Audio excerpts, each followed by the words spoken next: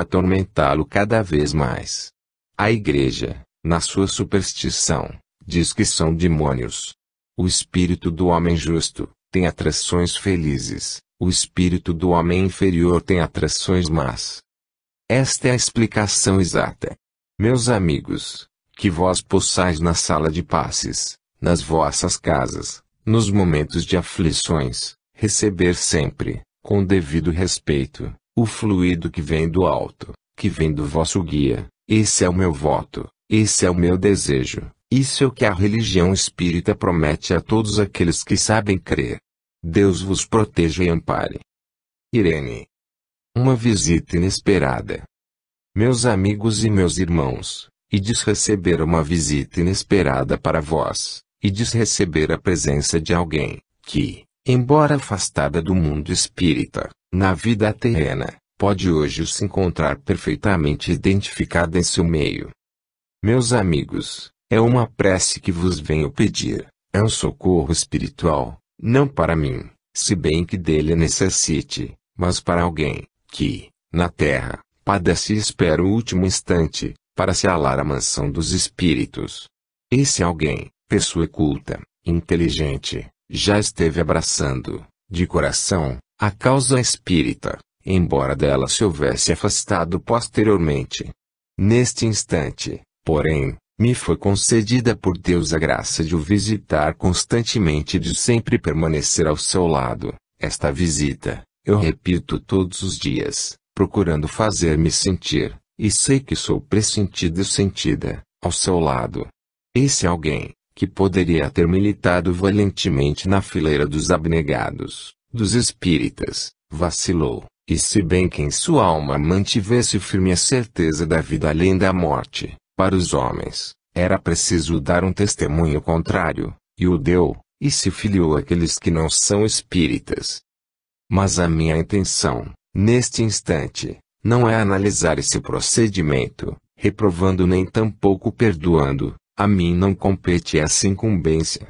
A minha intenção, neste instante, é pedir que todo crente espírita, toda criatura de boa vontade, faça uma prece a Deus, suplicando em favor daquela inteligência, que, em breve, para o mundo, se apagará, mas que permanecerá sempre lúcida, porque é centelha que não morre, seja esclarecida, no presente, e venha se abrir completamente à luz da verdade, aceitando-a, abraçando-a, e dando dela testemunho. Eu bem sei a grande dificuldade que decorre, para essa criatura, do fato de testemunhar, para o mundo, a verdadeira crença que lhe enche a alma. A posição social, o aconchego da família, a opinião dos amigos e, sobretudo, esta vida de sociedade, que não é sincera, mas que vem mesclada de uma piedade falsa, o impelem a aceitar oferecimentos que considera ridículos, mas que, todavia, para o homem, são sagrados. E ele os aceita, e os recebe, e o suplício da sua alma é este, saber que, dentro dela, existe a convicção da teoria espírita, da sua sagrada filosofia, e, ao mesmo tempo, ter de se mostrar aquilo que não é, contemporizar, vacilar, dar um testemunho contrário à sua fé. Direis vós, e por que o faz? Mas, meus amigos, o espírito ainda preso à matéria não tem a força de vontade tão firme como a que possui quando dela se vê liberto. Esse espírito está preso à carne, e a carne é fraca, e a carne definha, e a carne pende para a tumba. Breve, chegará o dia em que esse espírito se desatará por completo da prisão corpórea em que se encontra, e, então, sim, no além, eu o esperarei, eu o deterei perto de mim, se Deus o permitir, porque, ainda hoje, do além, velo por ele, penetro no seu aposento e caminho para o seu lado. E, se bem que todos o julguem alucinado, tal não se dá, porque é, efetivamente, a mim que ele vê. Informai-vos, procurai saber, e vereis que é a expressão da verdade. Ele me vê a todo instante, ele me vê perto do móvel que costumávamos abrir juntos, ele me vê ao pé dos seus livros, ele me vê ao redor do seu leito. E, então, diz a ciência que está alucinado. Pobre cérebro! Tão iluminado, tão poderoso em inteligência, e, no entanto, enfraquecido. Ah! Meus amigos, quando chegará a ciência? Quando poderá ver aquilo que o ignorante vê? É um perfeito paradoxo. O ignorante é o homem culto. Não enxerga tudo isso por quê? Porque o orgulho humano se levanta contra aquilo que Deus criou, contra aquilo que é a expressão da verdadeira ciência, e procura diminuir aquilo que não pode atingir. É uma frase banal, é uma frase corriqueira, mas muito bem aplicada, que fazem os cães, quando ladram à lua. Que esperança tem? E, no entanto, o fazem, e, no entanto, ladram. E ela passa, com o seu passo, silente, melancólia. E o cão não entende que aquilo que lá está é intangível e não escuta o seu latido, não escuta a sua voz, e não se importa com a sua figura. Eis a posição do homem, perante aquilo que não entende. Meus amigos, orai por aquele que padece na noite escura da descrença humana e que paga o seu pecado pelo esquecimento da própria fé. Mas a mim, Deus dará forças para acompanhá-lo até o fim. Deus o abençoe. Eu vos agradeço, do fundo da alma, a prece, que, sei, ireis fazer, por esse ente, que foi caro à minha vida, malgrado a opinião do mundo seja contrária. Paz seja concedida a todos os homens. Gabi. Como praticar a caridade cristã? Paz aos homens. Quero abordar hoje um tema que interessa aos espíritas. O espírita, ordinariamente, é uma criatura que deseja fazer o bem, conhece a doutrina, conhece os mandamentos de Deus e tem desejo de beneficiar os outros. É preciso fazer justiça. O crente espírita tem vontade de ser bom, tem desejo de praticar a caridade, desejo de cultivar a doutrina que abraçou. Mas o como, de que maneira, é que é necessário explicar aos espíritas. Dentro de espiritismo se manifesta a vocação.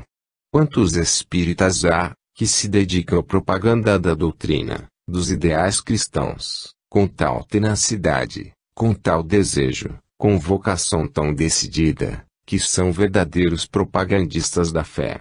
Eles lançam mão das conferências, escrevem pelos jornais, falam uns com os outros, espalham a doutrina em folhas, são realmente propagandistas da doutrina.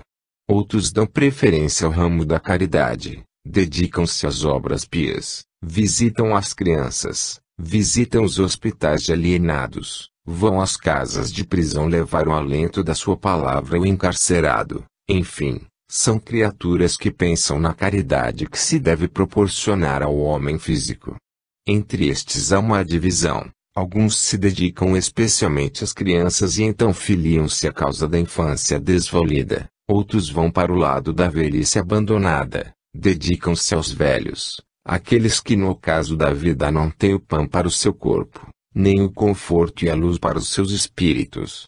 Dentro destas modalidades, a prática da doutrina espírita se vai fazendo, ganhando adeptos, revolucionando as massas católicas e de lá trazendo os bem-intencionados. Urge, porém, que este trabalho seja feito com método, com tolerância, com orientação lúcida e pacífica. Todas as vezes que um crente espírita percebe que a luta se vai abrir no campo de espiritismo, lançando irmão contra irmão, o prudente se deve afastar, porque enquanto se digladiam, enquanto um se lança contra o outro, o mundo não espírita toma suas anotações. Haja portanto critério da parte do espírita, escolhendo o rumo de trabalho que lhe convém e a ele se dedicando. Aqui, por exemplo, há campo vasto para o trabalho. Asilo Espírita João Evangelista é um ponto de concentração em favor da infância desvalida, e todas as crianças conduzidas para este templo são criaturas confiadas à direção dos espíritos, na parte física do seu ser, mas são também criaturas confiadas à dedicação do homem, para que não lhes falte o pão necessário, a instrução, a educação, a medicação nas moléstias. Isto é um ramo de trabalho dificílimo porque requer muito amor, muito desprendimento e, sobretudo, muita delicadeza em sua prática. Aqui tendes, meus amigos, lugar para expordes a vossa fé, para mancheis distribuir favores, como Deus quer que seja feito, amor com dedicação, com espiritualidade. Ora, aqueles que se encontram à frente de empresas tais, devem ter o espírito preparado para fazer face, em qualquer eventualidade, ao que possa vir de fora. Anuncia-se, e ainda hoje nesta própria mesa foi anunciado, que breve terão os espíritas que lutar muito, para mostrar a altura da sua fé. Pois bem, lutar lá fora, em face da imprensa, lutar lá fora pela propaganda, não é o mesmo que lutar aqui dentro para proteger a infância. Por conseguinte, deveis ser baluartes fortes, para que os esteios humanos que sustentam esta casa, possam se manter na altura de verdadeiros espíritas. Pensai, refleti. E lembrai-vos sempre de que as crianças trazidas por João Evangelista, são dela espiritualmente, vossas materialmente. Elas têm o direito de depender das vossas bolsas, como têm o direito de receberem as bênçãos que vêm de Jesus. Assim, pois, meus amigos, lutai na terra enquanto as vossas mentes se elevam a Deus, suplicai as graças que possam vir para melhor orientação, para que os planos possam ser amadurecidos, mas lembrai-vos sempre que a instrução não pode parar, e por conseguinte, a vossa responsabilidade ativa dentro desta casa não deve ser unicamente para a propaganda da doutrina, mas sim, para a realização da caridade. Dedicai-vos à prática da caridade cristã. Aqui dentro está o ponto principal onde deveis desenvolver a vossa atividade. Sei que não sou o espírito encarregado de pregar a palavra ativa, doutrinária, instrutiva, no seio desta agremiação, mas como a mim me toca de perto o desenvolvimento relativo à criança, a minha preleção, embora humilde, só pode cuidar disto. A diretoria do Asilo Espírita João Evangelista precisa amadurecer planos para o progresso material desta casa.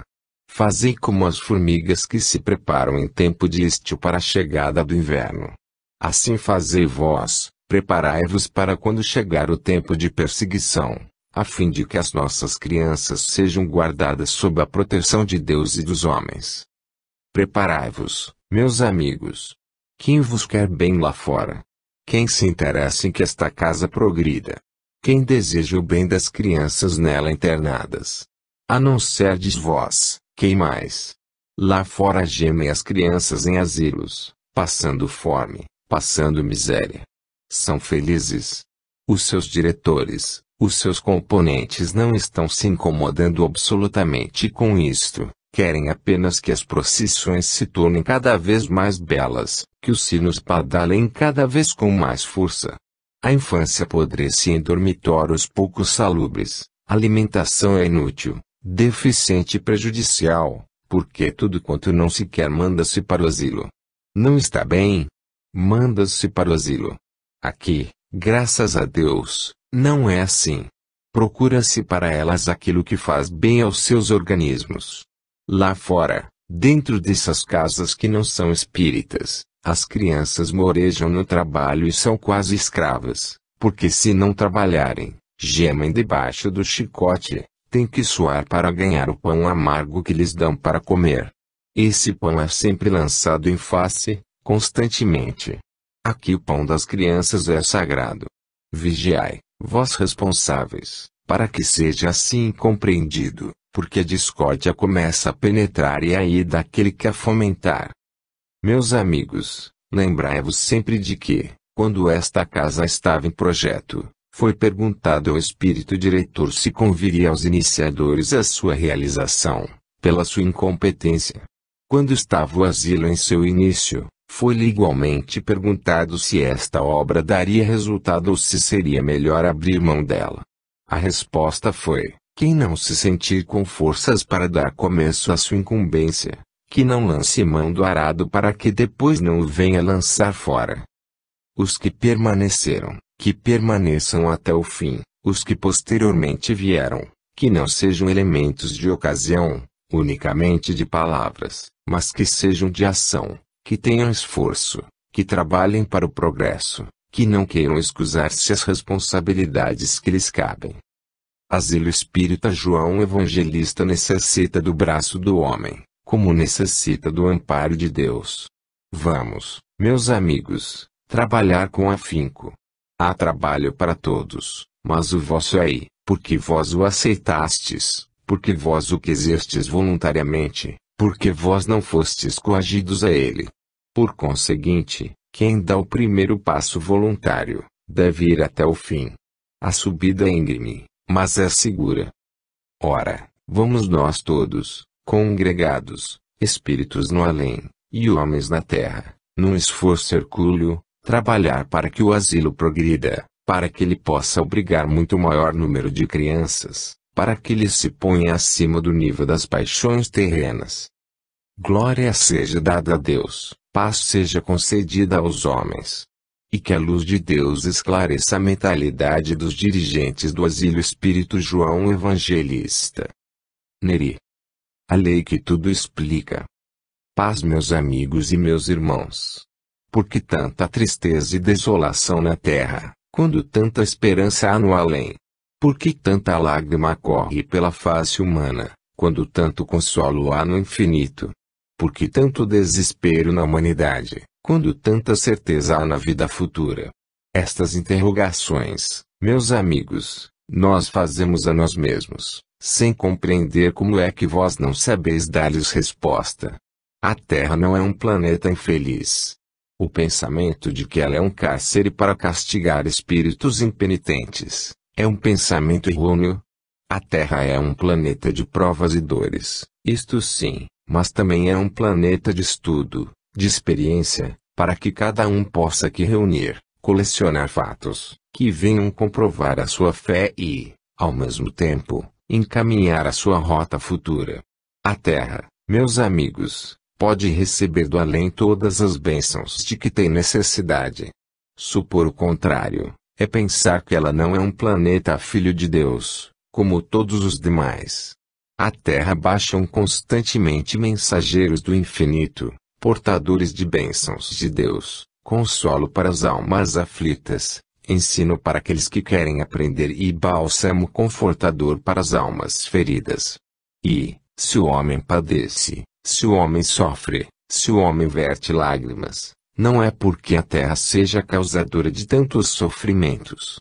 O próprio espírito, que habita no corpo desse homem, ele, sim, é responsável por tudo quanto lhe faz sofrer a vida terrena. O sofrimento do homem é oriundo das culpas dos seus pecados. Se, na vida presente, a criatura crê e não pratica atos contrários à fé, as páginas do seu passado contêm episódios tristes, verdadeiras páginas de luto e dor, que necessitam de reparação, na vida presente. Quanto se tem dito sobre reencarnação ao homem?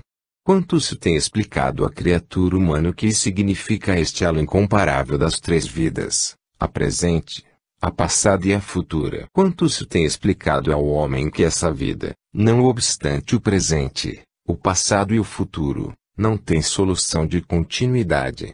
Quantas vezes se tem dito que aqueles que gemem ao peso de grandes dores, recebidas pelo corpo, são culpados de crimes praticados pelo seu espírito em eras passadas? Mas, todas as vezes que a dor vem bater a porta de um lar, há sempre um espanto, sempre a incompreensão, sempre a desesperança, sempre a descrença.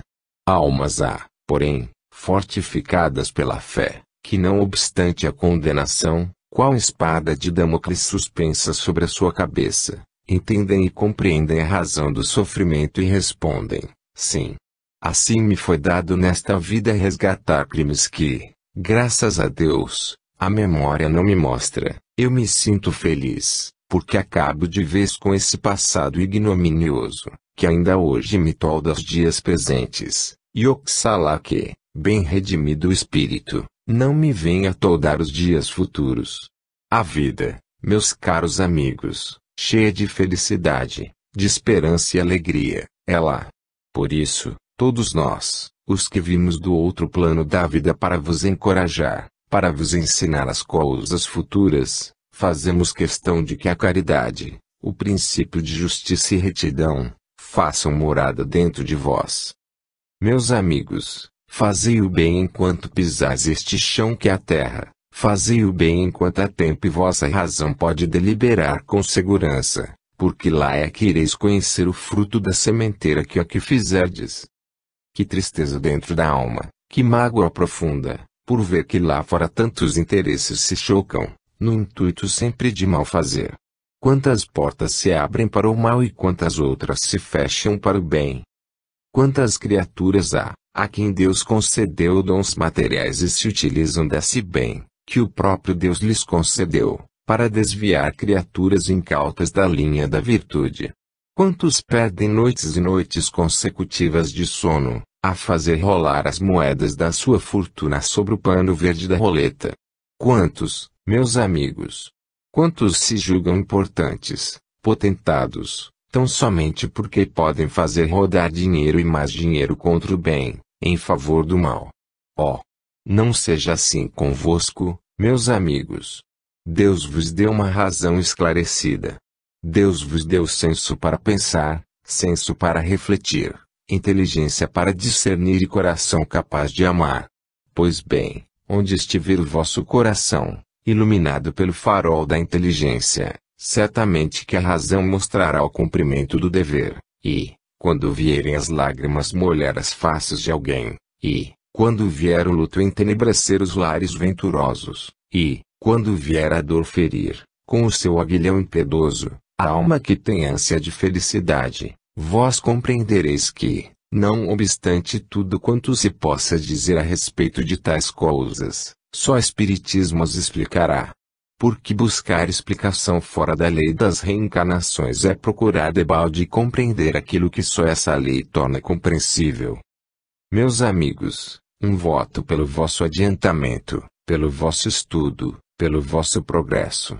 E permita o Senhor dos mundos, Deus, real Criador de todo o universo, que a vossa fé na realidade crie raízes profundas dentro do vosso peito, para que não sejais somente criaturas esclarecidas pela inteligência, mas que sejais criaturas amantes pelo coração. Paz de Deus fique com todos os homens, uma bênção sobre a casa de João Evangelista. Que assim seja. Isaura. Só Deus lhe é consciência. Amigos e irmãos, o estudo de Espiritismo, refletido, meditado, produz reações satisfatórias no espírito humano. Entendo que as reuniões de estudo devem ser frequentes, em todas as agremiações, para que o mundo não cristão, ou pseudo-cristão, venha a compreender a verdadeira lei de Deus. Mandamentos traçados pela mão do homem não servem, leis formadas para regular o espírito e para traçar o limite da consciência igualmente são ineficazes. Somente a lei de Deus atinge o homem nos mais secretos domínios da consciência. Somente a inspiração do alto pode guardar, nos momentos de perigo espiritual.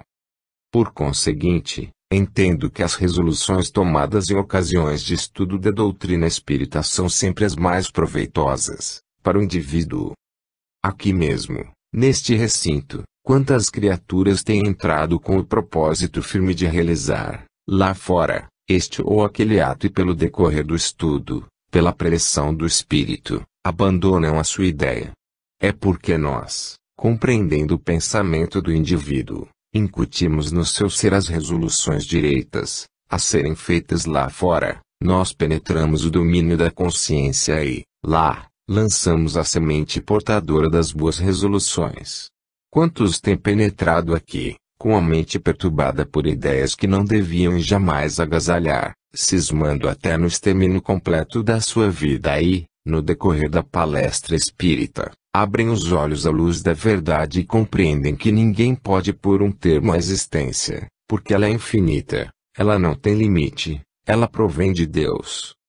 As sessões de espiritismo prático têm grande utilidade, mas as sessões de doutrinação não menos utilidade têm. A vossa consciência, meus amigos, é um livro fechado, que ninguém pode ler, só Deus. O homem revela, pelo olhar, pela palavra e pelo gesto, o sentimento de que se acha possuído. Às vezes, é a cólera, que o faz gesticular precipitadamente, outras vezes, é o despeito que lhe transtorna a afeição, ocasiões em que a tristeza inunde o seu semblante como que de uma máscara simbólica da mágoa que atua sobre ele. Mas tudo isso é o que se pode ver, o que está lá dentro, a realidade só Deus percebe. Zelai, portanto, meus amigos, a pureza do vosso ser espiritual, para que a vossa consciência tenha refletido em si a imagem perfeita dessa mesma pureza, porque, se os homens, que vos julgam pela aparência, vos supõem, muitas vezes, limpos de culpa, corretos no proceder, caracteres firmes na sua ação, Deus, do alto da sua sabedoria e da sua justiça, pela onisciência de que é dotado, percebe a fraudulência daquele sentimento. Examinai o hipócrita, é uma criatura que simula a correção perfeita. O seu falar, o seu agir, a sua maneira de se exprimir é escolhida, não lhe sai dos lábios palavra que não seja medida, estudada, o seu gesto é polido, atencioso, e ele se curva respeitosamente diante de alguém com quem tem interesse de lidar. Esse alguém, menos experiente na vida, dirá: tenho diante de mim uma pessoa honesta, uma pessoa direita, uma pessoa de caráter. Deus, no alto da sua glória, e com a presciência de que vai acontecer, penetra o fundo da consciência desse indivíduo e, lá, vê estampada toda a sua maldade. E como ele parecia bom. Parecia, mas, de fato não era. A hipocrisia tinha marcado no seu semblante o ferrete característico da sua miséria. Cuidado, meus amigos. Pensamento oculto diante de Deus, ninguém pode ter, consciência fechada, de forma a não poder ser lida pelo autor dos nossos dias, ninguém, igualmente, poderá ter. Isto é uma garantia, porque o inocente, que a ninguém procura fazer mal, aquele que tem dentro de si a certeza de amar o seu Deus, sabe, de antemão, que o seu Pai de misericórdia, mergulhando o seu olhar divino na profundeza da sua consciência, descobre, lá, a sinceridade. Espiritismo vos ensina, meus amigos, a viver de acordo com os princípios da lei divina, para que possais ter a consciência tranquila.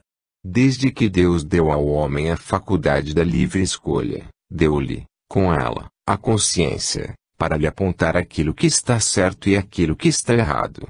Sim, tu tens a liberdade de escolher, sim, tu podes agir como entenderes, mas aí está a tua consciência para apontar a tua fraqueza ou para provar a tua retidão.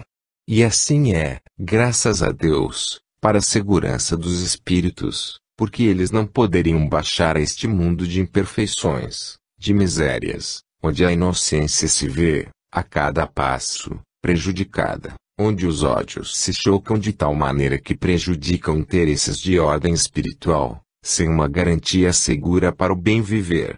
Apelar para onde? Apelar para quem, se toda a justiça falha? Apelar para a consciência, porque tem dentro de si a verdade, e essa verdade brilha diante de Deus. Por conseguinte, o homem probo, o homem crente, o homem amante do seu Deus, não pode temer a sua consciência, porque ela é exatamente o penhor da sua garantia. Quando todos o repilam, quando todos o repudiem, quando o mundo inteiro se levantar contra ele, ele tem, dentro de si, a sua consciência, para apresentar ao seu Deus como a expressão da verdade. Graças a Deus, que assim é. A consciência é a verdade diante de Deus. Se ela é pecaminosa, não pode fugir à sua responsabilidade. Se ela está dentro da lei de Deus, não pode temer o poder do homem.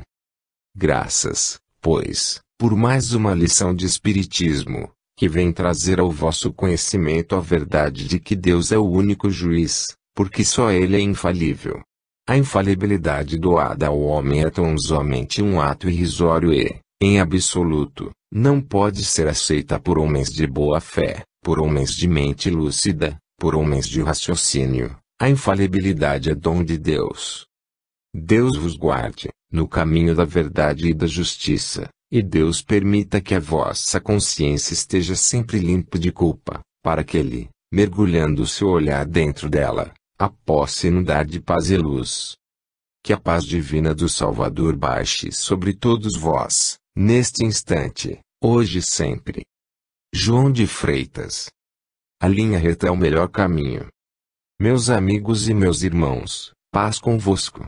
Nada mais difícil, na vida, do que se traçar uma linha reta e por ela seguir. Não obstante ser o caminho mais curto, o mais seguro, o mais direito, é, todavia, o mais difícil. As linhas sinuosas, que comportam curvas irregulares, são as linhas mais fáceis de traçar. Igualmente, na vida, são as linhas pelas quais mais fácil é se tomar caminho. A linha reta, direita, que não permite desvios, que não permite passo incerto nem deslize algum, é sempre a linha mais difícil. No entanto, meus amigos, ela é o caminho mais seguro, para conduzir de um ponto a outro. Para transitar em uma linha reta, sem embaraços, necessário é que ela seja limpa desses obstáculos, que perturbam o trânsito. Uma estrada direita, lisa, correta, facilita o caminho do viajor, ela facilita o passo do transeunte, ela não dificulta o rodar de nenhum veículo, e, até para as corridas mais apressadas, aquelas em que os homens, por esporte, fazem apostas, a linha reta é sempre o caminho melhor, desbravado, seguro, isento de obstáculos, desembaraçado, é o caminho por onde se vai melhor. Ora, se, na vida espiritual, podemos fazer o mesmo, por que não tomar como paralelo a linha reta material, para, igualmente, fazer a nossa alma caminhar espiritualmente por essa linha reta que conduz a Deus? Diz o mundo, em sua sabedoria, todos os caminhos conduzem a Deus. Admitamos, por um momento, que assim seja, mas é certo, também, que o caminho que mais rapidamente nos conduzir a Deus, esse será o melhor. A linha reta é esse caminho. E por que não aceita o homem o mais fácil, para aceitar o mais difícil, o mais demorado? Fácil é a resposta, é que o caminho sinuoso, a linha curva, a linha em zigue-zague, a linha de qualquer feitio, comporta o embaraço espiritual que ele possa encontrar, porque, não podendo seguir por aí, ele contorna por ali, não podendo ir certo, ele vai errado, não podendo ir apressado, ele vai de qualquer maneira. Assim, a linha reta é embaraço para o homem que não se quer corrigir. Vejamos, caminha o homem pela estrada da vida, com um peso enorme de pecado sobre os seus fracos ombros. O que conduz esse fardo? Esse fardo é portador de pecados, da mentira, da ciúme, da inveja, da maledicência, da calúnia e de crimes outros, que não há necessidade de rememorar. Esse fardo ele carrega aos ombros, tudo isso vai com ele. A estrada não perturba o seu andar. Ele estuga o passo e pisa de qualquer maneira. Mas a linha reta, direita, a linha espiritual, que conduz a Deus, não permite esse desvio, ela sintetiza a virtude, a justiça. De reto se deriva, retidão. Por conseguinte, de retidão de caráter necessita o homem, para caminhar por essa linha segura.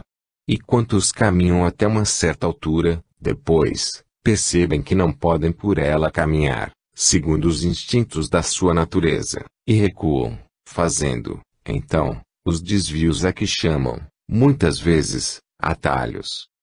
Ora, meus amigos, nós, que nos esforçamos constantemente, para vos trazer a palavra do Evangelho límpida, serena, verdadeira e justa, devemos vos dizer abertamente, meus amigos, fugir de tudo quanto possa parecer certo mas não é.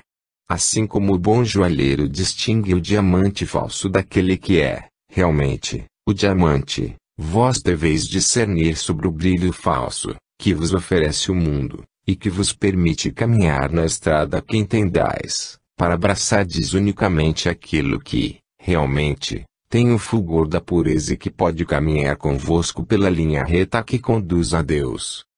O crente espírita, nos dias de hoje, necessita de maior prudência, para se saber guiar. A atmosfera está cheia, pesada, de fluidos contra vós. Esses fluidos querem dizer separatividade, injustiças, animosidades, intrigas, maledicências, inconstância, indisciplina, egoísmo. Todos estes males baixam sobre vós, como uma nuvem prenhe de tempestade, e, se ela arrebentar, serão absorvidos todos esses vícios e vós vos intoxicareis moralmente. Como espíritas, que sois, caminhai como caminha maquinista, com o farol acesso, para descortinar, na frente, o perigo.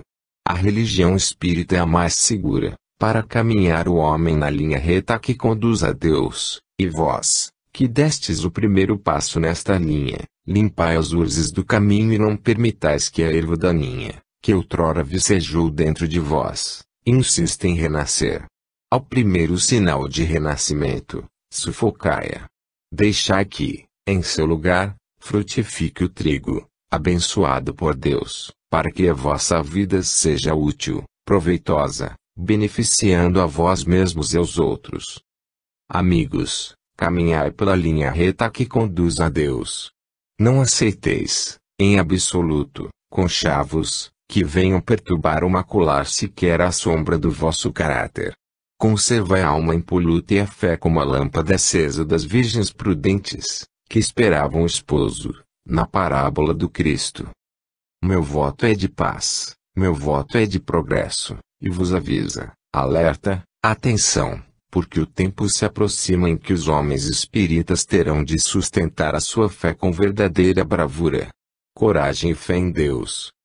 Que a paz bendita do Salvador do mundo desça sobre vós, em ondas de bênçãos e luz, e que essa tranquilidade repouse no seio das famílias, para cada vez mais as unir e as entrelaçar no elo seguro de um verdadeiro amor. Paz a todos os homens. Sarto. Tenacidade. Meus amigos e meus irmãos, Deus vos conceda a sua paz. Nada, na terra, se consegue sem esforço, tudo é fruto do trabalho, da perseverança. O caráter da criatura pode ser brilhado até se tornar como deve ser, correto, liso, perfeito, desde que, com afinco, com tenacidade, procedamos à obra da sua regeneração. A terra não baixam espíritos perfeitos, todos aqui vêm para continuar o seu progresso, corrigindo erros do passado, aperfeiçoando virtudes, no presente. Por conseguinte, todo aquele que vem à terra, necessitado aprender, necessita educar-se, para que sua evolução se possa fazer suavemente. No seio de uma agremiação espírita, igualmente, é necessário esse mesmo esforço, essa mesma tenacidade, coletiva e individual. Coletiva, porque a massa humana, que se congrega numa sociedade espírita, deve ter uma face única, que é aquela de se aperfeiçoar, caminhando para Deus. Individual, porque cada um, de per si, deve procurar particularmente, corrigir as suas próprias faltas, distinguindo quais os seus pendores, a fim de que possa corrigir aquilo que esteja errado e continuar a edificar aquilo que está direito. As crianças, ordinariamente, quando recebem admoestações para o seu proveito, não ficam muito contentes, entendem que o mais velho, quando corrige, é porque se julga superior, perfeito. Por engano, o mais velho, quando corrige o mais novo, é porque já tem mais experiência da vida, e cumpre um dever. O professor tem o dever de encaminhar os seus alunos. O pai tem a obrigação de conduzir os seus filhos. A mãe tem por dever traduzir o seu sentimento materno em palavras que a criança possa aprender e, por esse sentimento, modelar os seus atos. Numa coletividade espírita, num asilo, digamos, as crianças criam-se juntas, como irmãs, são todas dependentes de uma só direção. A obra é difícil, dado o grande número. Ora, se corrigir 5 ou 6 filhos é difícil. O que não será corrigir 100, 200, 300 crianças, em um estabelecimento de ensino? Mas como se começa com pequenos números, até alcançar outro maior, convém que, enquanto esse número é diminuto, a ideia seja incutida no ânimo das crianças, de uma maneira tão positiva, tão acertada e tão verdadeira, que elas não encontrem dificuldades em aceitar. Por isso é que nós corremos em auxílio das casas de caridade, para fazer penetrar no entendimento das crianças aquilo que os mais velhos procuram incutir. A virtude da obediência de tal maneira é louvada entre as crianças, que prêmio se instituiu, para animá-las a concorrer. A criança que concorre a esse prêmio tem de desenvolver um certo esforço, no sentido de corrigir o vício da desobediência, tão natural à infância. Aqui, graças a Deus, observo esta particularidade, se bem que haja, como em toda parte, estremecimentos, o que denota um pouco de rebeldia. Facilmente se põe outra vez o rebanho a caminhar, manso, pacífico em direitura do bem. E graças a Deus, que assim é. Minhas amiguinhas, preparai-vos para a vida futura. Vós sabeis que o vosso crescimento material todos os dias aumenta. A vossa estatura física cresce cotidianamente. Permita Deus que a vossa estatura moral corresponda a esse crescimento. Não seja apenas o desenvolvimento físico que chame a atenção, mas seja, também, o desenvolvimento espiritual, pela compreensão das coisas boas, que nós vos procuramos ensinar. Estamos acabando o primeiro semestre do ano, mais uma quinzena, e ele estará findo. Resta o segundo semestre. Aquilo que não pode ser feito no primeiro ainda poderá ser feito no segundo. Se bem que a nossa observação é que, desde o primeiro dia do ano, há crianças a se esforçarem pela conquista do prêmio instituído por mim, desde o princípio do ano. Dificilmente as competidoras posteriores conseguirão alcançar essa altura. Mas a lição aproveita. Foi avisado em tempo, foi dito mais de uma vez, o prêmio de obediência permanece fiel. Tudo passou. Permita o Senhor que, agora, o asilo possa navegar um mar calmo, suave, manso a fim de que o proveito espiritual seja uma realidade. Para os adultos que dizer, que nós fazemos ardentes votos pelo seu progresso e desejamos que a sua estatura espiritual também cresça. Se bem que a sua estatura física parou, porque não é mais permitido à sua idade esse crescimento, que se espera da criança, a estatura espiritual não pode estacionar. Há um trecho, na Escritura Sagrada, que diz, e crescia Jesus em sabedoria diante do homem e diante de Deus. Crescer em sabedoria, crescer em bondade, crescer em piedade cristã, crescer em demonstração de fé, e dar-nos-eis, com isso, imenso prazer. Deus vos recompense, todas as vezes que procederdes bem. Deus vos aponte, pela voz da consciência, todo o desvio do vosso proceder. Que assim seja. Irene. Um apelo à fé espírita.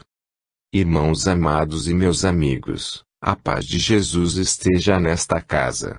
Eu venho encorajar-vos, meus amigos, venho trazer-vos um voto de animação, venho desfazer um tanto as vossas apreensões relativas ao momento atual, que se vos apresenta promissor de dificuldades futuras. Eu venho vos animar, espíritas. Venho apelar para a vossa fé, venho apelar para os vossos sentimentos cristãos, fazendo-vos ver que quem apela para Jesus nada deve temer. Espiritismo sempre teve adversários, esses adversários transformam-se em inimigos. Não é para admirar, dado o progresso que vai fazendo a treva em vosso meio. Os homens procurando servir ao mundo, amando a riqueza, o luxo, os vícios, e tudo quanto se ostenta por aí vergonhosamente, no seio da sociedade culta, naturalmente procuram com um sopro apagar a luz do espiritismo. Mas essa luz não é tão fraca, meus amigos, que se possa sumir de um instante para outro. Essa luz não é um fogo fátuo, vão. Essa luz é real, porque é parte do Divino Mestre. Essa luz representa o Consolador prometido por Jesus, para vir espancar a treva do pecado, desvendando em sua completa nudez, e, ao mesmo tempo, concitar os homens à prática da virtude. Espiritismo tem raiz profunda, não no vosso coração, meus amigos, porque o coração é um músculo que pertence ao corpo, porém no vosso espírito, porque nele é que nasce a convicção. Espiritismo se manterá de pé. Vós dizeis, e a voz da imprensa publica o vosso pensar, são anunciados dias tétricos. Breve o espírita nem poderá dizer que é cristão, porque ninguém a isso dará crédito. Espiritismo será a religião amaldiçoada pelos que podem amaldiçoar na terra. Mas, meus amigos, volvamos olhar para o passado, leiamos outra vez as páginas da história, que tão bem já conhecemos. Recordemos, neste momento, o sofrimento atroz dos primeiros cristãos, as suas vidas nas catacumbas, as ocultas, para renderem culto ao Deus imortal, Senhor e Criador de todo o universo. Todas aquelas peripécias dolorosas porque passaram aqueles grandes mártires, e, continuando a nossa revisão, vejamos como foram crucificados, como foram queimados vivos, como foram lançados às feras, como padeceram os maiores tormentos. Tudo isso para afogar o cristianismo que despontava. Mas, quem pode afogar de uma vez o sol nascente? A figura, meus amigos, é comum, mas é bela. Ei-lo, o sol que desponta no nascente. Ei-lo que se eleva, ei-lo em seu pleno meio-dia, ei-lo que decai, para se afundar no ocaso. Morto, este sol tão vivo até então? Não, meus amigos, ei-lo que nasce outra vez. Ei-lo que novamente desponta e a nota se repete. Cristianismo não pode sucumbir. Espiritismo é cristianismo. Cristianismo não pode morrer, porque o Cristo é imortal. Espiritismo, igualmente, não pode morrer, porque é a voz do Espírito, e o Espírito parte de Deus e Deus é maior que todos. É a voz de Deus que se faz sentir a humanidade. O clarim ressoa em notas as mais belas que se possam imaginar. Sim, o clarim é o instrumento, mas o homem que o toca, esse é que sabe desferir a nota. Assim é o Espírito. Ele é quem vibra, mas quem o faz vibrar, é o Criador. Pois bem, meus amigos, é certo que há ondas de pecado enroladas no manto da riqueza, que se levantam com toda a pujança, procurando sufocar a plantinha que desponta. É certo que montanhas de ouro se preparam para rolar em prol dessa causa nefasta que incensa Deus com uma mão, para caluniá-lo com a outra. Votos públicos de louvor ao Senhor e ações sinistras praticadas à sombra. O pecado se levanta para dominar e abafar o sentimento humano. Mas será que as altas potestades celestes dormem? Será que elas se encontram mergulhadas num sono tão profundo, que não ouçam o gemer das consciências, que não ouçam as súplicas das almas voltadas para Jesus, que não percebam os pensamentos que sobem em procura desse ideal que é Salvador das almas? Será que o Espírito de verdade prometido pela palavra do Cristo não conceda à criatura humana o perdão do seu pecado? Não, meus amigos. Não. Que o Espírito prepare a sua fé com toda a sobranceria, com todo o valor, com todo o vigor da palavra, com toda a energia de ação, e, sobretudo, que na sua vida prática denote a pureza de atos, sem um menor vislumbre de temor. Que continuem as obras de caridade cristã, amparadas sempre pelos homens fortes, pelos homens livres, pelos homens independentes, na sua virtude, no seu caráter e ação, e pelas mulheres, forte braço humano, quando sabem trabalhar com ardor, com dedicação. Meus amigos, eu sei o que se anuncia, e sei melhor do que vós, porque vós precisais de informações para poderdes fazer um juízo, enquanto que nós outros, nos imiscuímos nestas coisas, delas tomando pronto conhecimento, e por isso vos digo, sede como os cardumes de peixes, que não sabem nadar fora d'água, mas que dentro dela, são fortes, valorosos. Assim sede vós. Quando o perigo se anuncia, sede mais unidos, mais firmes, mais devotados à vossa causa. O homem defende, naturalmente, o interesse particular natural. Quando um forte erra, é ainda uma criatura humana. Essa criatura naturalmente pensa em si, mas é preciso, numa situação destas, pensar na coletividade. É preciso pensar que do Espiritismo vem realmente a salvação para o homem. Portanto, esses que são adversários e que desejam se transformar em inimigos, intolerantes, sejam perdoados por todos vós. Deus que lhes mostre a luz da verdade. Mas que se lhes mostre, em face da caridade ao mais elevada, a falsidade desse culto que se pretende impor aos homens. Tereis oportunidade de lhes provar o que pensais, em que se baseia a vossa fé. Quando vos perguntarem qual o seu fundamento, respondei com toda a segurança: a minha fé, caro amigo, se baseia nesse sangue precioso derramado no Calvário, que vós dizeis adorar, nesse sangue que nos irmana todos, mas que todavia vos separa, esse sangue que para nós representa o amor e que para vós representa o ódio, esse sangue que faz com que sejamos batizados em espírito e verdade nas suas ondas lustrais e, no entanto, para vós, é motivo de separação, é motivo de descrença, é motivo de pecado. A ti, que me detestas, eu não digo como quem tem verdadeiro amor, porque ainda sou humano, mas a ti que me odeias, eu te perdoo do fundo do alma. Nós, do outro plano da vida, procurando inspirar os homens na lei do amor, dizemos para os espíritas, cada um mais forte, meus amigos, cada um mais sincero, cada um mais unido ao outro, não consintais que o espírito da treva lance joio nos vossos sentimentos cristãos, porque isso é um dos meios para vos separar dos bons. Isso é um dos meios para vos distanciar um do outro, pondo um para aqui, outro para ali, um separado, outro desviado, e todos sem se encontrarem.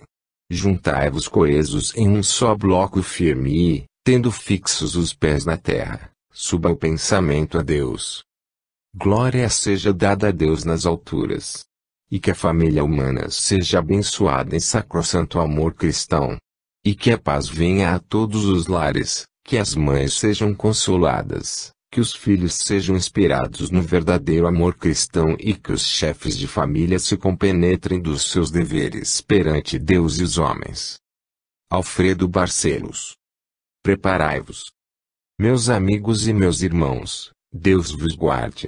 Ao iniciar a sessão de hoje, um espírito iluminado vos concitou a perseverança na doutrina, assegurando-vos que a fé segura, certa, ampara o homem em qualquer provação da vida. Esse espírito vos concitou a olhar para o futuro sem tanta apreensão. Eu continuo a dizer, no seu pensamento, de fato, noto entre os crentes espíritas essa sensação de susto, esse medo de um porvir que se aproxima, prometedor de tristezas, provações e dores. Eu noto nas almas espíritas essa ansiedade, essa incerteza pelo dia de amanhã. E venho dizer também para os meus irmãos que a meditação serena lhes ensinará a não esperar somente dores, persistindo firmes até o fim.